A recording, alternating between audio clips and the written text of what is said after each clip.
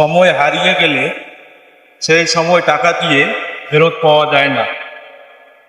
সময়ের অনেক মূল্য, সময় মতো সময়ের মূল্য বুঝতে হবে। এখন তুমি চিন্তা করে দেখো, তুমি তোমার এই মূল্যবান সময়কে কোন কাজে ব্যবহার করছো বা কোন কাজে ব্যবহার করবে।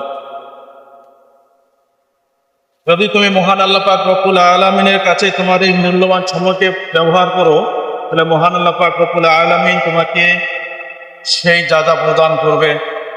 আর যদি তুমি পার্থিব বিষয়ে, স্ত্রী, সন্তান এবং দুনিয়ার লোভে করে তুমি তোমার সময়কে বিনষ্ট করো, তাহলে মহান আল্লাহ পাক রব্বুল আলামিনের কাছ থেকে তুমি সে প্রতিদানও পাবে।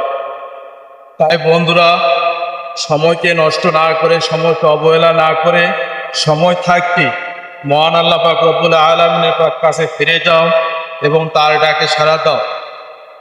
তুমি কখন তোমার মৃত্যু আসবে, কখন মাওলা পাক তোমাকে তার দিকে ডাকে ডেকে নেবে, সেটা কেউ জানে না। এক সেকেন্ডেরও কোনো ভরসা নেই।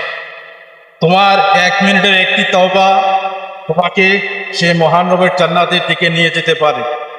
তাই তুমি সময় থাকতে মহান আল্লাহ পাক রব্বুল আলামিনের দরবারে ফিরে আসো, তার ডাকে সাড়া দাও এবং তার দেওয়া বিধান মোতাবেক তুমি আমল করো।